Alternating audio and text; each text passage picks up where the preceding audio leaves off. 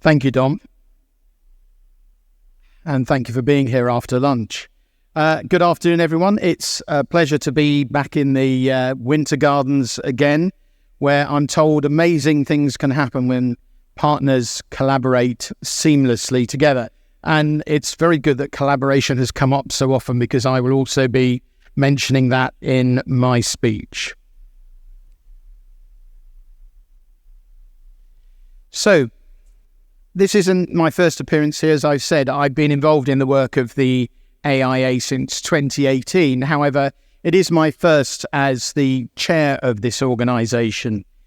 In case you're not familiar with us, we are a partnership between the Mineral Products Association and Eurobitume, which represents the bitumen producers. So these are trade associations with member companies who are active in the UK, and we promote the uses and benefits of asphalts to specifiers such as yourselves, as well as promoting the importance of a well-maintained and, most importantly, well-funded road network. Many of you will have known our former chair, Rick Green, who stepped down after 7 years at the helm when he retired in June. And over his tenure, the awareness and our activities as an organisation grew massively, no small part due to Rick's enthusiasm, passion and commitment.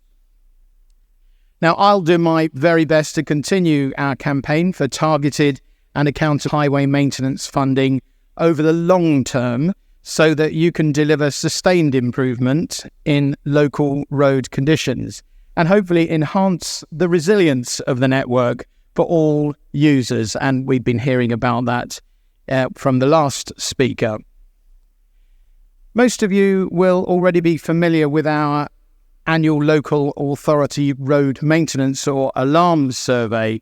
It takes a snapshot of the general condition of the local network in England and Wales, based on information directly from local authorities and your teams. And we appreciate very much indeed that completing the questionnaire is a big ask, but it is extremely important to us, to our industry, and it's very important, therefore, to have your involvement. So thank you once again.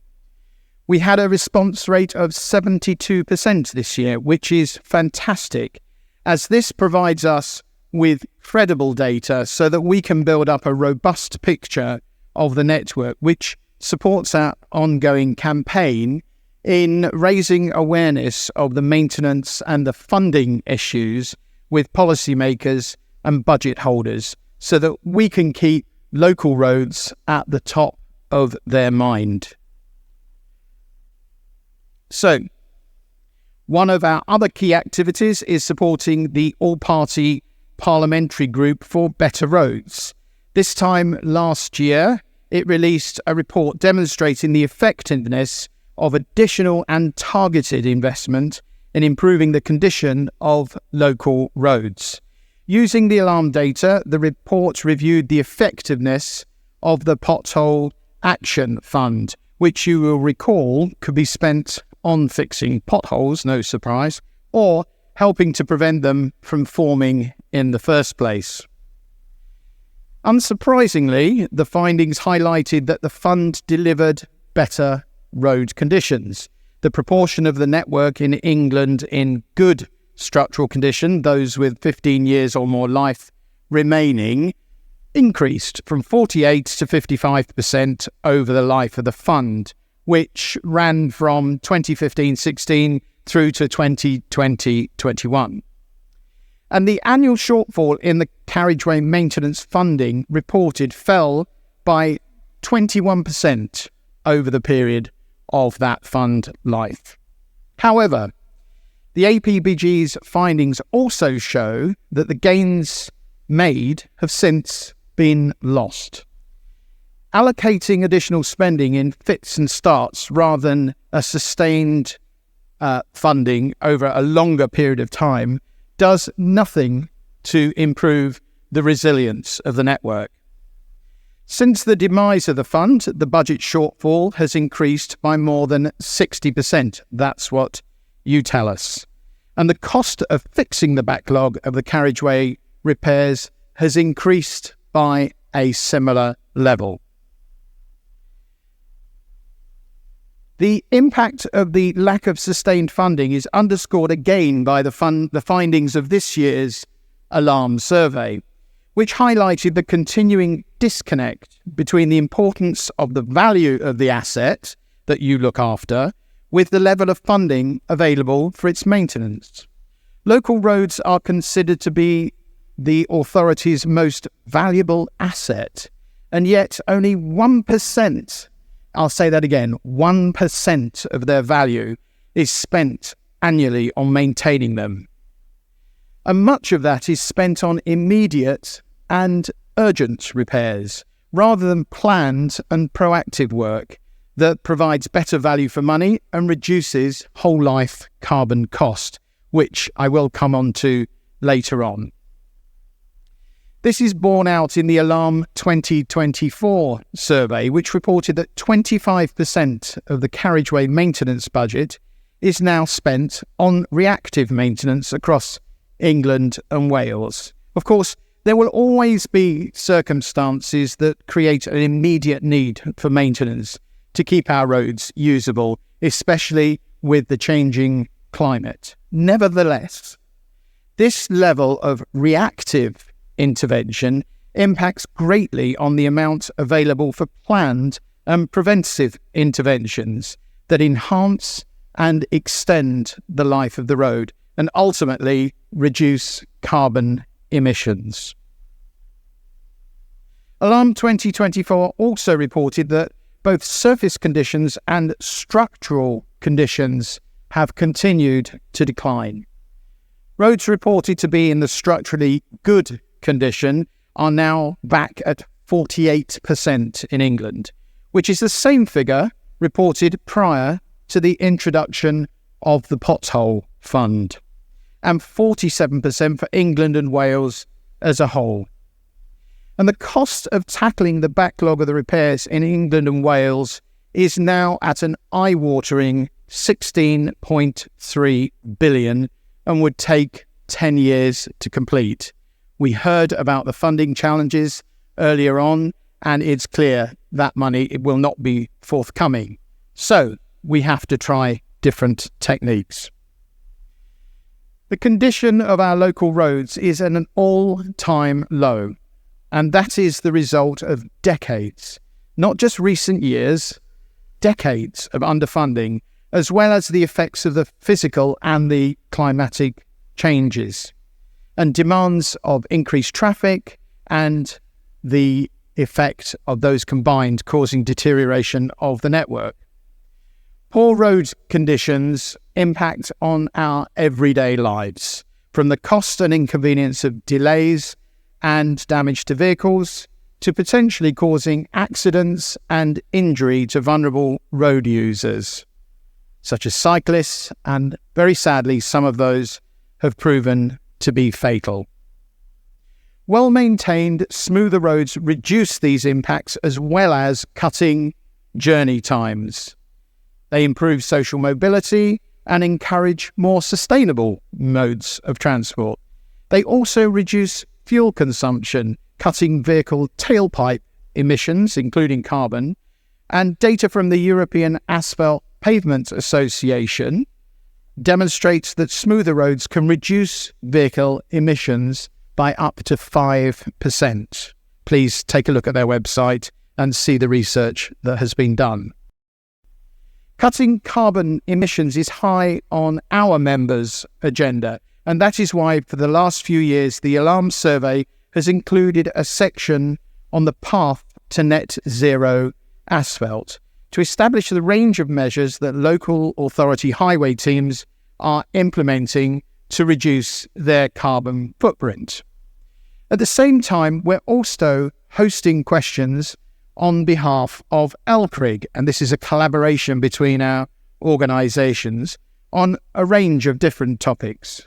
So with Paula having taken up the reins, and with a key element of LCRIG's mission being a commitment to decarbonising the highway sector, it made sense for us to collaborate to capture local authorities' approaches to achieving their net zero ambitions, to better understand what more needs to be done to move to a lower carbon future. The result of the joint LCRIG AIA ALARM section shows a further disconnect between the net zero ambitions which you all have and the resources available to deliver them. Indeed, even the policymakers' desires are not being met. The findings show that 9 out of 10 of local authorities in England and Wales have a net zero pledge, with more than half of these stating 2030 as their pledge date. However, only 11% reported that they have updated their highway asset management plan to include net zero principles and targets. And only 6% have a target to reduce carbon from road surfacing materials. Nevertheless, we all know, because you told us, and you can see on the slide, that you are implementing a range of measures within your local authorities to reduce your highways maintenance carbon footprint. And you're taking advantage of innovations within the sector, such as using warm mix asphalts and selecting materials with a longer life and specifying materials with recycled content. There is, however, yet another disconnect, and this is the time between policy ambitions and the reality of managing the highway asset on a limited budget and restricted funding horizons. For example, warm mix asphalts are on the specification list at the majority of local authorities in England, yet industry figures show that only 5% of all asphalt manufactured includes a warm mix product. And this, of course, can reduce CO2 associated with the asphalt production by up to 15%. National Highways has adopted warm mix asphalt as a standard for the strategic network, but take-up at the local authority level has been much slower. The path to net zero section in the Alarm survey also asked about the net zero training areas which would be most beneficial to help you reach your decarbonisation aims. And the area that was ranked as the most important was materials innovation and how to select materials based on carbon reduction. The good news is, and here's the advert, we'll be showcasing examples of this at our Sharing Best Practice event next month, and you can find out more about sharing best practice on the AIA website.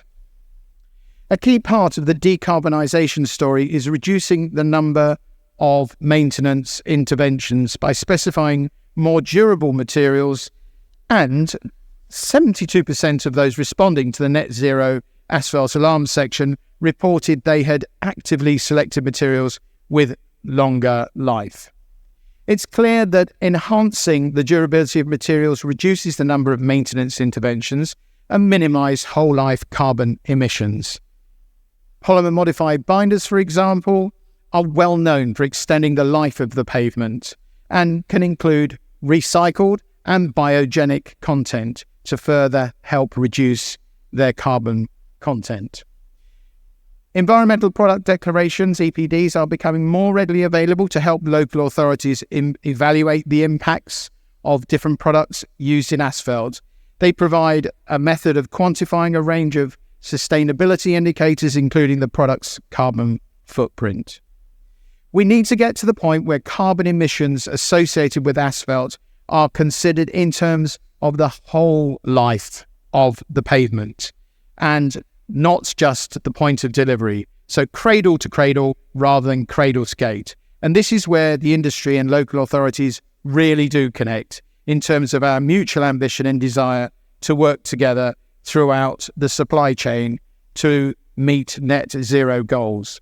However, we appreciate that in order to achieve a long-term carbon reduction, longer-term funding commitments are needed. And that is why we will continue to vociferously advocate for sustained, targeted, and accountable funding over the long term.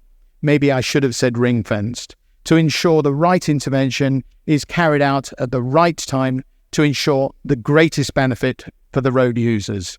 I note I have 7 seconds left to say my last paragraph. Next year's alarm survey will be the 30th, yes, the 30th year, and we'll be in touch in early December with your individual logins for you to be able to complete the survey. I urge you, please take part to help us to campaign to keep the importance of local roads, then maintenance funding on the agenda, and I promise you we will do that as hard as we can. Thank you very much for listening, and I'm very happy. Tom says I have to take questions, so there we are.